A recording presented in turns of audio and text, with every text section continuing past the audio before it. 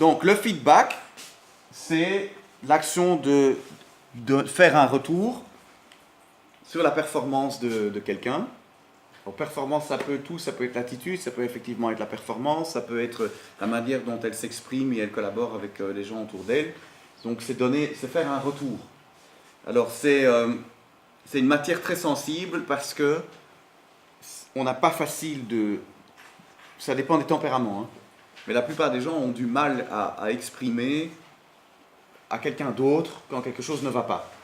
Et quand ils ou elles le font souvent de manière assez maladroite. Et donc ça passe mal, et donc on confirme le fait qu'on se disait, tiens, ben je savais que ça allait être difficile, et oui, effectivement, c'est difficile. Donc on ne le fait plus. Donc une organisation dans laquelle les gens ne se disent pas les choses qui sont difficiles, ça ne fonctionne pas. Parce qu'évidemment, on stagne, on n'ose pas parler des problèmes, et donc finalement, les problèmes ne sont pas résolus et l'organisation n'évolue pas. Ça va? Donc, se donner du feedback constructif, c'est quelque chose d'essentiel.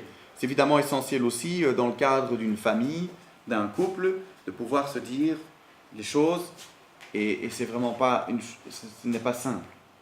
Donc, ce que je vais vous montrer, c'est un schéma pour pouvoir donner du feedback constructif à quelqu'un. Alors, ce schéma va peut-être vous paraître simpliste, c'est pas terrible, simpliste, mais c'est comme tous les outils qu'on essaie de transmettre, plus ils sont simples, plus on peut les comprendre, plus on peut les appliquer.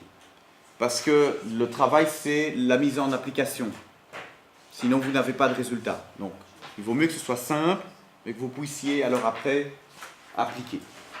Ça va? Donc, ce que je vais vous montrer ici, c'est un outil de communication pour exprimer à quelqu'un spécifiquement, il y a quelque chose qui ne convient pas dans ton comportement ou dans tes performances.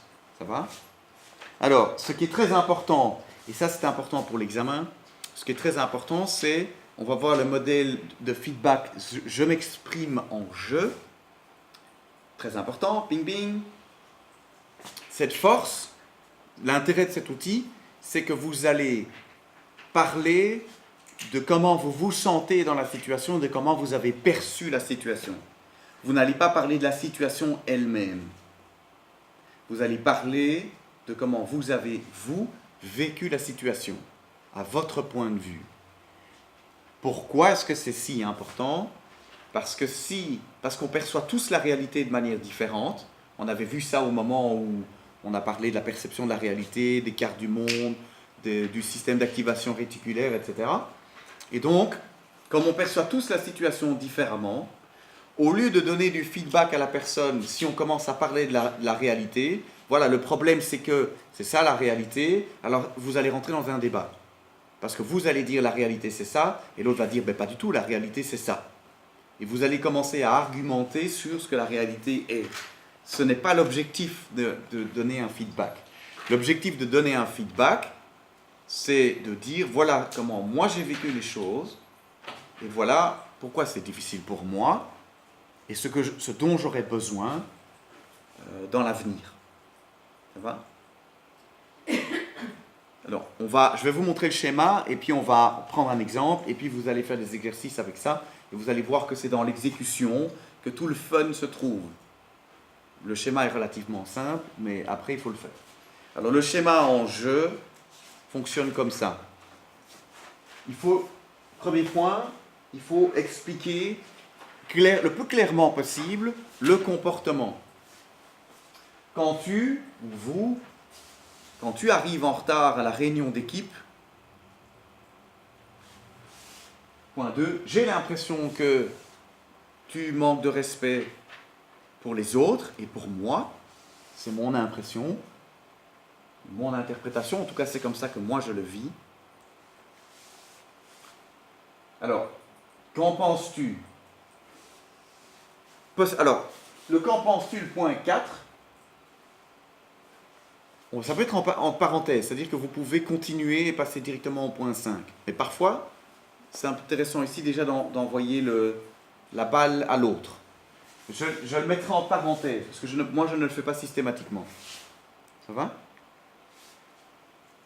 Vous pouvez à ce moment-là, soit vous rentrez dans une discussion à cet endroit-là, soit vous pouvez dire, moi ce dont j'aurais besoin, ou dans le futur, moi j'aurais vraiment besoin que tu arrives à l'heure.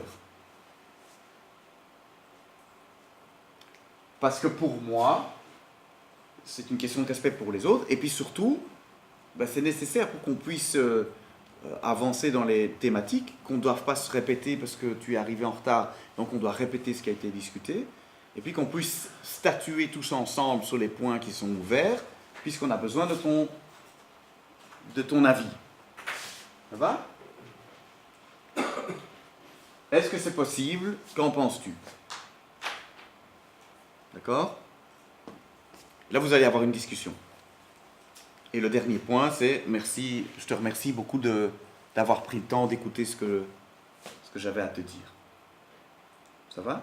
Alors, l'avantage le plus grand de ce schéma est et à la limite, si vous arrivez à faire ça correctement, le reste devrait relativement bien se passer. Mieux se passer que si vous n'aviez pas fait ça. Je l'expérimente très régulièrement, je le vois et je le vis moi-même. Si vous loupez cette première partie ici, les 3 premières étapes, c'est parti pour la guerre, la plupart du temps. Si vous arrivez à mettre ces 3 premières étapes en ordre, par rapport, je vais prendre un contre-exemple et puis je vais prendre un exemple positif, alors vous êtes mieux parti pour une discussion. Ça va? Est-ce que ça vous paraît clair comme ça à première vue ou pas? Oui? Alors, la grosse différence, et je le répète, du feedback s'exprimer en jeu, c'est qu'au lieu de dire tu manques de respect,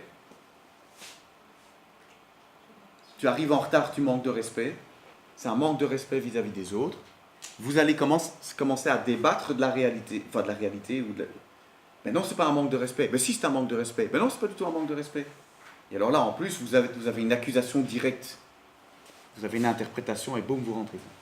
Vous pouvez utiliser les mêmes mots, mais vous changez et vous rajoutez, et vous dites, quand tu arrives en retard, j'ai l'impression que, c'est ma perception, tu manques de respect pour les autres. L'agression, la communication est beaucoup moins agressive. Puisque vous dites, c'est mon impression, et à la limite, je suis désolé. C'est comme ça que je le vis. Ce que ça provoque, c'est que l'autre se dit, wow, tiens, mon comportement a eu cet effet-là sur l'autre, mais on n'est pas en train de discuter de la réalité. J'essaie de trouver un autre exemple.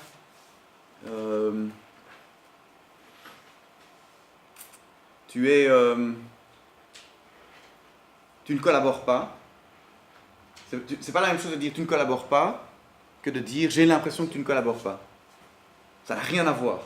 Parce que si vous dites j'ai l'impression que tu ne collabores pas, l'enjeu maintenant de la discussion, c'est qu'est-ce que je peux faire pour arranger la situation ou comment se fait-il qu'on en soit arrivé à l'impression que je ne collabore pas. Si vous dites tu ne collabores pas, bien sûr que je collabore. Alors à ce moment-là, on commence à argumenter sur... Et alors la personne se sent agressée, et donc elle n'est plus en discussion, elle régresse dans ses cerveaux, on éteint les lumières au niveau du préfrontal, et on descend dans le reptilien, et alors c'est la bagarre. Tu m'agresses donc... Bonjour. Merci bien. Oui, non, très bien. Merci. Tu m'agresses, donc moi j'attaque en retour. D'accord? Tu me dis que je ne collabore pas, c'est faux. Tu vas voir maintenant, et j'attaque dans l'autre sens. Si vous vous avancez en disant, moi j'ai ce ressenti, je vis ça comme ça, alors à ce moment-là, on fait, ah ok, la discussion est plus facile. Ça va? On va faire des exercices avec ça. Est-ce que l'exemple est clair? Oui? Super.